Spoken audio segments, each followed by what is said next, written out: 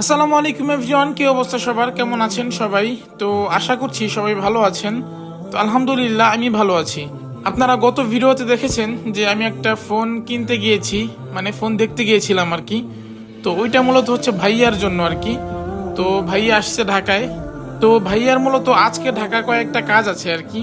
তো আজকে মূলত আমরা যাব হচ্ছে কয়েকটা জায়গায়। প্রথমে যাব হচ্ছে আফতাবনগরে, তারপরে যাব হচ্ছে বনশ্রীতে, এবং তারপরে যাব হচ্ছে যমুনা ফিউচার পার্কে আর কি। তো বাসা থেকে আমরা গাড়ি নিয়ে এখন চলে যাচ্ছি আফতাবনগরে। তো রাস্তাঘাটে মোটামুটি ভালোই জ্যাম ছিল। আফতাবনগর থেকে আমরা যাব বনশ্রীতে, বনশ্রী থেকে আমরা যাব হচ্ছে যমুনা ফিউচার পার্কে। তো যমুনা ফিউচার পার্কে আমরা কি জন্য যাব সেটা আপনাদেরকে আমি বলি। কারণ আপনারা সবাই জানেন যে প্রতিনিয়ত মার্কেটে ফোনের দাম আপ ডাউন করে, প্রতিনিয়ত বলতে প্রতিদিনই বলা যায়। আজকে একটা প্রাইস ছিল, কালকে আর একটা প্রাইস।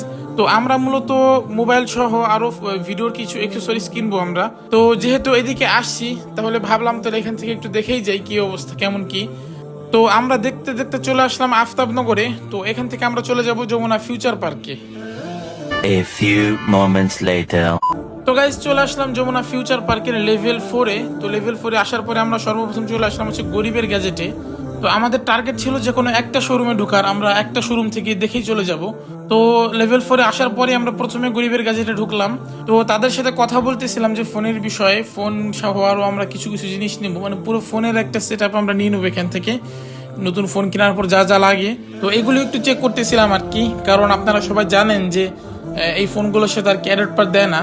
তো অ্যাডাপ্টার কিনতে গেলে আসলে নকল বা অরিজিনাল এটা আসলে চেনাটাই আসলে খুবই কষ্টকর। তো আমরা এখান থেকে এখন বেরিয়ে পড়লাম। তো আমরা এখন চলে যাব সরাসরি মোহাম্মদপুরে, মানে বাসায় চলে যাব। আর রাস্তাঘাটের যে অবস্থা ছিল, তো আসলে খুবই দুঃখজনক আর কি। আজকের রাস্তাঘাট মানে বেশি জ্যাম ছিল আর কি। বিশেষ করে দুপুরের পর থেকে এই সাইডটা আসলে পুরোটাই জ্যাম। যেই কারণে আমরা নিচ দিয়ে গেলাম না, আমরা এখন চলে যাব এলিব্রেট এক্সপ্রেস ওয়ে। এখান থেকে আমরা চলে যাব হচ্ছে ফার্ম গেটে, ফার্ম গেট থেকে আমরা আসাদ গেট হয়ে মোহাম্মদপুরে চলে যাব। তো এখান থেকে এখন আমরা টোল বক্সে টোল দেবো। আর আমরা যদি নিচ দিয়ে যাইতাম তাহলে আমাদের মনে হয় সম্ভবত 7টা 8টা এরকম বেজে যাইতো। কারণ নিচের পুরো রাস্তাটা আমি আসলে দেখতেছিলাম যে অনেক দূর থেকে আর কি রাস্তাটা পুরোটাই ব্লক আর কি। তো আমরা যেহেতু সকাল থেকে আর কি বের হয়েছি আর কি, সারাটা দিন আর কি, মানে আমরা বাহিরেই ছিলাম। যে কারণে আসলে আমিও ক্লান্ত, ভাইয়াও ক্লান্ত, মানে আমরা প্রচন্ড টায়ার্ড ছিলাম আর কি। তো আমাদের সাথেই থাকেন আর এলিব্রেট এক্সপ্রেস ওয়ের কিছু সিনেমাটিক ভিউ দেখেন।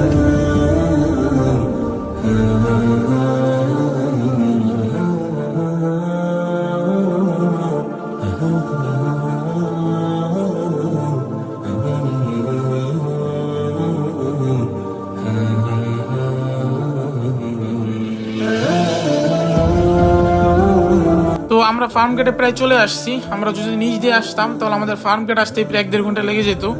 তাও আসতে পারতাম কিনা এটা সন্দেহ। তো তারপরেও আমাদের আসতে আসতে পুরো সন্ধ্যা হয়ে যায় আর কি। তো এই হচ্ছে ঢাকা শহরের একটা দুঃখজনক বিষয়, সেটা হচ্ছে এই জ্যাম। জ্যামটা আসলে কবে ঠিক হবে আমি আদৌ জানি না।